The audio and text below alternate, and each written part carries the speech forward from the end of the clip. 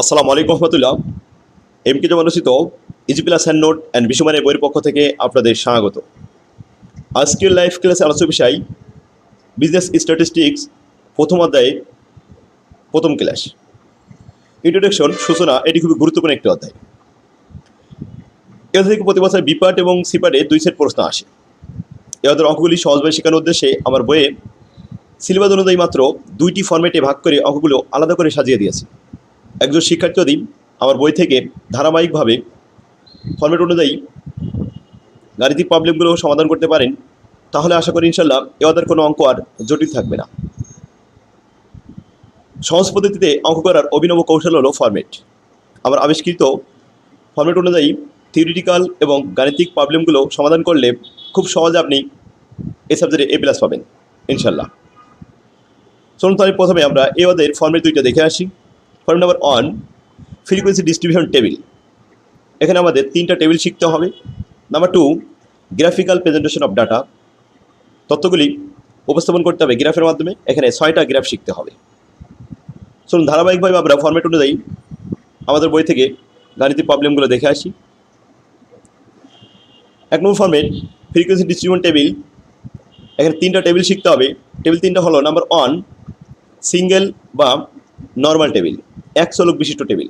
প্রশ্নপত্রে সরাসরি একটি চলক দেওয়া থাকবে এবং সেখানে ফ্রিকোয়েন্সি ডিস্ট্রিবিউশন টেবিল তৈরি করতে বলা হবে, তখন আমরা সিঙ্গেল টেবিলটা তৈরি করে দিব।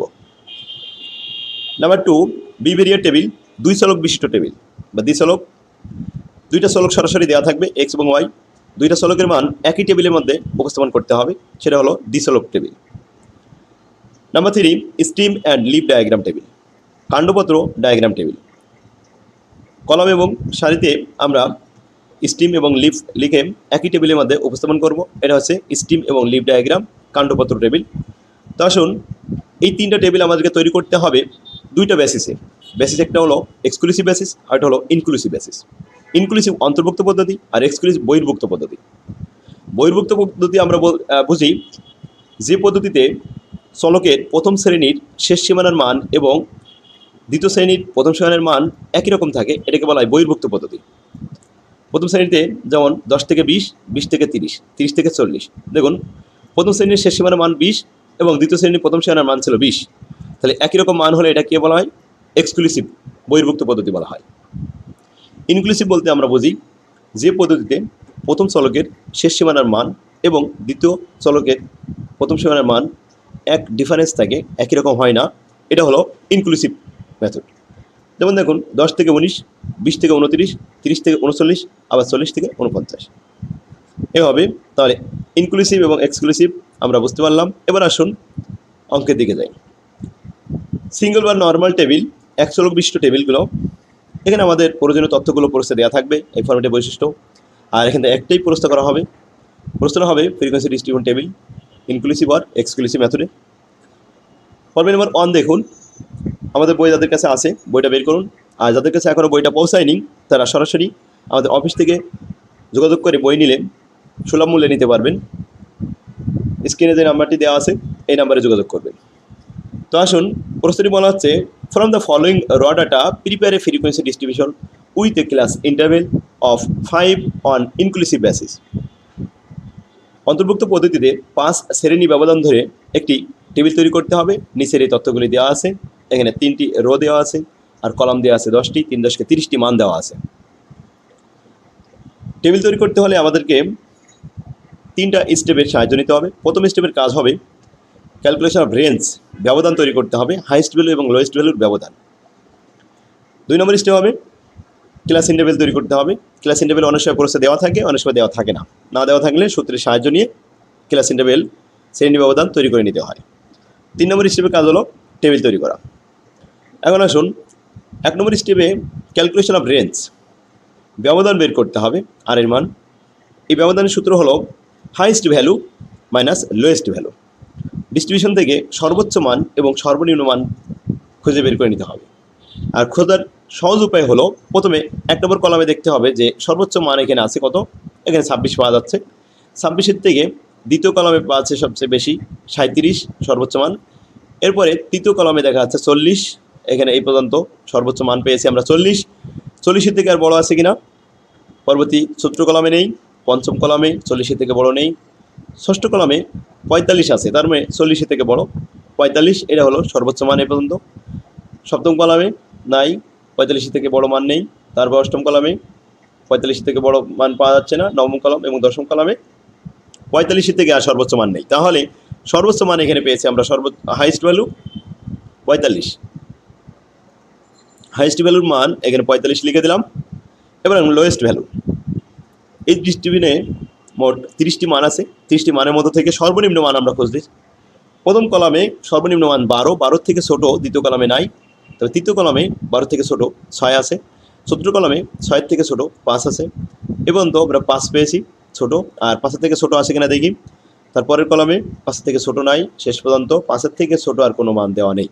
তার মানে সর্বনিম্ন মান যে লোয়েস্ট ভ্যালু 5, এটা আমরা শিওর হয়ে গেছি। সুতরাং আমরা এখানে লিখে দিলাম লোয়েস্ট ভ্যালু 5। 45 থেকে 5 বাদ দিলে 40 থেকে, এটাই হলো রেঞ্জ বা আর এর মান। 1 নম্বর স্টেপের কাজ শেষ। প্রত্যেকটা অঙ্কে টেবিল করার সময় প্রথমে আপনার এই হাইস্ট ভ্যালু আর লোয়েস্ট ভ্যালু এভাবে বের করবেন। এবার আসুন 2 নম্বর স্টেপের কাজ হলো ক্লাস ইন্টারভ্যাল। ক্লাস ইন্টারভ্যাল এই অঙ্কে দেওয়া ছিল 5, তাহলে শ্রেণী ব্যবধান কত? 5 শ্রেণী ব্যবধান ধরে এখানে গিভেন লিখে দেওয়া হলো যে 5 শ্রেণী ব্যবধান। 3 নম্বর স্টেপ, একটা টেবিল তৈরি করতে হবে, 3 কলাম বিশিষ্ট টেবিল। প্রথম কলামে হবে class interval CI, class interval. দ্বিতীয় কলামে ট্যালি, তৃতীয় কলামে ফ্রিকোয়েন্সি বা এফ এর মান। এখন আসুন মান বসানোর সিস্টেম হলো যে সর্বনিম্ন মান যেখানে আছে এখান থেকে একটা রাউন্ড ফিগার করে বসাতে হবে। তাই 5 একটা রাউন্ড আছে, 5 থেকে 5 ব্যবধান। তো এটা আবার বেসিসটা বলা হয়েছে ইনক্লুসিভ বেসিস। তাহলে 5 থেকে 5 ব্যবধান, 5 থেকে 9, 10 থেকে 14, 14 থেকে 15 থেকে 19, 20 থেকে 24, 25 থেকে 29, 30 থেকে 34, 35 থেকে 39, 40 থেকে 44, 45 থেকে 49। যদি এটা এক্সক্লুসিভ বলা হতো তাহলে 5 থেকে 10, 10 থেকে 15, 15 থেকে 20 এভাবে লিখতাম। আশা করি বুঝতে পারছেন। তো আসুন আপনার খাতায় এটা লিখুন। তো 5 থেকে 9, আমরা এটা কেন 5 থেকে শুরু করলাম? কারণ সর্বনিম্ন মান 5 ছিল। যদি সর্বনিম্ন মান এখানে 3 থাকতো তাহলে আমরা আরও ছোটো থেকে 0 থেকে 5 এভাবে নিতাম, 0 থেকে 4 এভাবে নিয়ে শুরু করতাম, রাউন্ড ফিগার নিতে হবে। তো আশা করি বুঝতে পারছেন। এখন আমরা ক্লাস ইন্টারভ্যালটা বসালাম। দ্বিতীয় কলামে আমরা যে টালিটা বসাবো এটা কীভাবে বসাবো? এটা হচ্ছে যে প্রথমে 5 থেকে 9 এর মধ্যে কতগুলো মান আছে সেই মানগুলো এখানে আমরা গণনা করে দাগ দিব। এটা দুটো পদ্ধতিতে করা যায়। সরাসরি 5 থেকে 9 এর মধ্যে যে মানগুলো আছে এগুলো আমরা যদি খুঁজে বের করে নিই তাহলে এভাবে খুঁজে বের করে নেওয়া যাবে যে 5 থেকে 9 এর মধ্যে প্রথম কলামে নাই, দ্বিতীয় কলামে নাই, তৃতীয় কলামে একটা পেয়েছি, চতুর্থ কলামে একটা পেয়েছি, তাহলে 2টা হলো। আর পঞ্চম কলামে নাই, ষষ্ঠ কলামে নাই, সপ্তম কলামে আছে এখানে 7 একটা, তাহলে 3টা মান পেয়েছি। আর এরপরে লাস্ট কলাম পর্যন্ত আর নাই, তাহলে 5 থেকে 9 এর মধ্যে আছে 3টা মান, এই 3টা দাগ দিয়ে দিলাম, এখানে 3 লিখে দিলাম। এভাবে করা যায়। অথবা আরেকটাভাবে করা যাবে যে যেমন এখানে 12, এই 12 পাবো আমরা কোন শ্রেণীতে? 10 থেকে 14 মধ্যে একটা দাগ দিয়ে দিলাম। এরপরে 19 আছে আমাদের 15 থেকে 19-এর মধ্যে, এই একটা দাগ দিয়ে দিলাম। তারপরে 26 পাবো আমরা 25 থেকে 29-এর মধ্যে, একটা দাগ দেওয়া হলো। ক্লিয়ার? এভাবে 14 পাবো কোথায়? 14 পাবো আমরা 14 থেকে এই যে এই 10 থেকে 14-এর মধ্যে, এখানে একটা দাগ দেওয়া হলো। ক্লিয়ার? এরপরে 27 পাওয়া যাবে কোথায়? 27 আছে 25 থেকে 29-এর মধ্যে, এখানে আরেকটা দাগ দেওয়া হলো। এরপরে আসুন 37 পাবো কোথায়? 37 আছে 35 থেকে 39-এর মধ্যে, একটা দাগ। এভাবে দাগ দিতে দিতে যখন পঞ্চম দাগ চলে আসবে তো 4টা সোজা দাগ দিলে পঞ্চম দাগ একটু আড়াআড়ি দিয়ে দিতে হবে। যেমন এখানে দেওয়া হয়েছে 4টা এরকম খাড়াখাড়ি দাগ দেওয়ার পরে এই আড়াআড়ি দেওয়া হয়েছে একটা, তাহলে কী হলো? 5টা। এই 5টা করে লট বানাতে হয়, তাহলে গণনা করতে দাগগুলো সুবিধা হয়। নাহলে যদি আমরা এভাবে সোজা 10-12টা দাগ দিই তখন এই দাগ গুনতে অনেক সময় ভুল হতে পারে। এই জন্য লট আকারে 5টা করে দিতে হবে। তো আশা করি বুঝতে পারছেন। এভাবে আমরা প্রত্যেকটা মানগুলো পাঠাতে পারবো ইনশাল্লাহ। তো এই 16 পাবো কোথায় একটু আমি দেখাই দিই। 15 থেকে 19 এর মধ্যে একটা দাগ আছে 16। এরপরে 21 পাবো আছে 20 থেকে 24-এর মধ্যে, 20 থেকে 24-এর মধ্যে একটা দাগ। এরপরে 10 আছে আমাদের এই 10 থেকে 14-এর মধ্যে আরেকটা দাগ। এরপরে 33 পাবো আমরা 30 থেকে 35-এর মধ্যে, 34-এর মধ্যে। ক্লিয়ার? তো যাক আলহামদুলিল্লাহ, এখানে কয়টা মান আছে? 30টা মান। এভাবে আপনারা দাগ দিয়ে যেখানে দেখবেন যে পঞ্চম দাগ যখনই চলে আসবে তখন আড়াআড়ি দিয়ে দেবেন, তাহলে গুনতে সুবিধা হবে। এখানে আছে 3টা, তারপরে আছে 4টা, তারপরে আছে 5 আর 1 6টা, 6টা 4টা 3টা 2 1 1। এবার যোগ করি আমরা মানগুলি 3 আর 4 7, 7 আর 6 13, 13 আছে 19, 19 আর 4 23, 23 আর 3 26, 26 আর 2 28, 28 আর 1 29, 29 আর 1 30। এ হলো আমাদের মান, সরাসরি 30 মান চলে আসলো। আলহামদুলিল্লাহ। তাহলে আমরা এন এর মান কত পেয়েছি? 30 পেয়েছি। ঠিক আছে, দেখুন এই ছিল আমাদের ফ্রিকোয়েন্সি। তো আজকে আমরা আরেকটা অঙ্ক দেখি। অঙ্ক নম্বর 2, প্রফিট। সেক্ষেত্রে দেখুন আজকে আমরা এই ক্লাস আগামীতে 2 নম্বর থেকে শুরু করবো ইনশাল্লাহ। আজকে ক্লাস তাহলে আমাদের এখানে শেষ হলো। আপনারা এখনই এই অঙ্কটা প্র্যাকটিস করুন। তো আল্লাহ হাফেজ, আসসালামু আলাইকুম রহমতুল্লাহ।